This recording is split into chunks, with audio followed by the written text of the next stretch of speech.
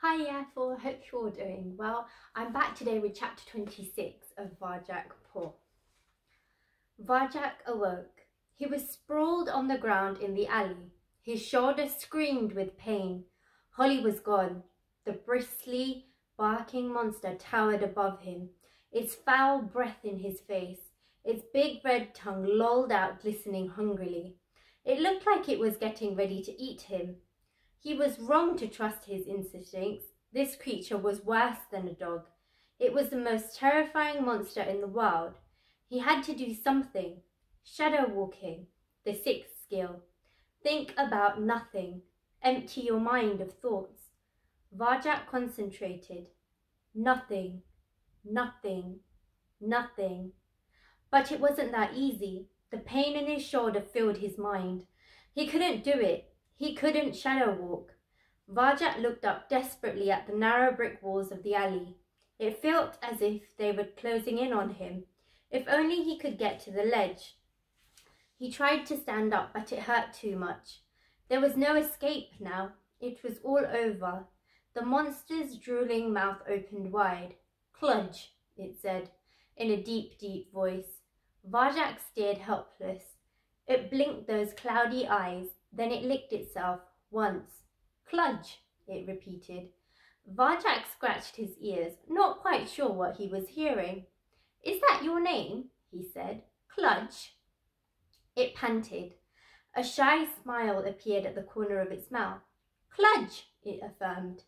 Varjak smiled back.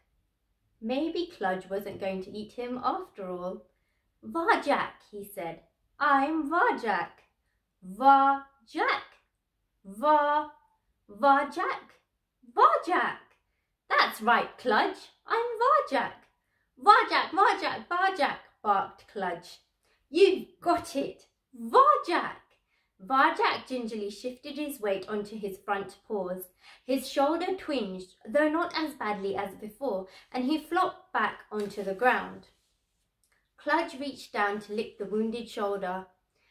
His big black eyes were cloudy with worry. "Sorry, Varjak," he sighed. "Didn't mean to hurt." "That's okay. I should have run like the other cats." Cludge was scared. Varjak not scared? "No," he smiled.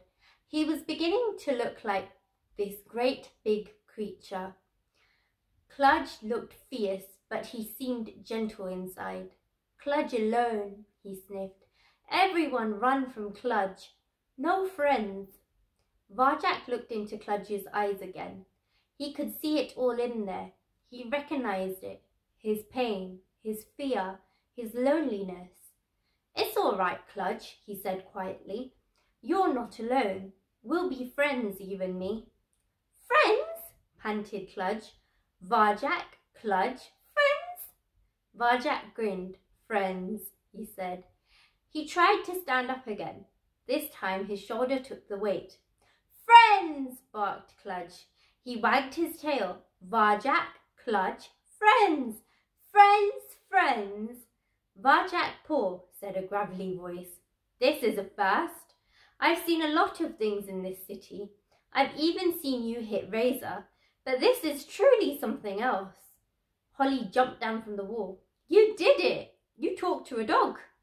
She shook her head. "It's incredible! It's unbelievable! It's—" "A dog?" said Varjak. Cludge barked. "Yes, a dog," said Holly, keeping a safe distance from Cludge. "What do you think it is?" "But he's not like the other dogs." "What other dogs?" "You know, the metal ones." Holly looked baffled. "I've never seen a dog like that." In the distance, a monster shrieked and roared. "Those ones," said Varjak. "The dogs that make that noise." Holly shook her head. "That's not a dog. That's a car." "A what?" "Car," barked Cludge. "Cars are fun." Cludge chased cars. "So they weren't dogs," said Varjak. "Let me get this straight," said Holly. "All the time you thought you were talking to dogs. What you were really doing was talking to cars?" Varjak frowned. He was confused. The metal monsters were dogs. He was sure they were. But had anyone else ever called them dogs? No. Now he thought about it, he'd never known for certain what they were. He'd just assumed they were dogs, because they fitted the elder paw's description from the tails. They filled his heart with fear. They had foul breath and a deafening sound, and they looked strong enough to kill a man. But he had to admit, so did Kludge. Awareness, the second skill. Before you do anything, you must know what you are dealing with. Assume nothing. Be sure of the facts. That was exactly what he'd failed to do. He'd almost killed himself trying to talk to a car, a beginner's mistake. Not the kind of mistake a cat who knew the way would make. He wouldn't make it now. And he was sure Sally Bones wouldn't either. Holly giggled. "What's so funny?" Varjak demanded. She pulled herself together, but only just. "You," she said. "Cars aren't even alive, you moron. You can't talk to a car." "You didn't think I could talk to Kludge either," reasoned Varjak. "Kludge only talked to friends," said the big dog. "See," said Varjak. "Maybe cars only talk to their friends too."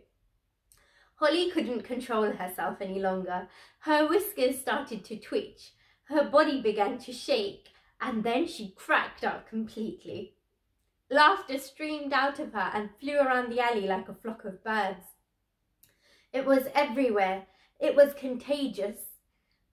Kludge rolled about on the ground, yelping and panting helplessly. And then Varjak found himself laughing too. He couldn't help it. He had to join in with them. It was a good feeling, light and free. He saw it all now, how he'd got it wrong. Of course cars weren't dogs. Kludge was a dog. Kludge was a dog. Varjak stopped laughing. Kludge was a dog. With a dog, he could still save his family from the gentleman and his cats. If only there was time. "Kludge, I need your help. I need you to scare a man. Can you do that?" Kludge stopped yelping and became very serious. He drew himself up to his full height and bared his yellow teeth. Holly's laughter tailed away at the sight. "Kludge scare everyone," the great dog said in his deep voice, "except Varjak." "Then let's go. There's no time to waste." Varjak turned to Holly. "Coming?" "Where?" "Up the hill. The three of us. We're going to save my family." "This is mad," said Holly. "But no one messes with Sally Bones and gets away with it. We're not safe in this city anymore." She stood up. "So all right, Mr. Paw, lead the way. Where you go, I go." Something in Varjak soared at that moment. "Thank you," he said, "my friends." And that's the end of chapter 26. I will see you tomorrow for chapter 27. Bye.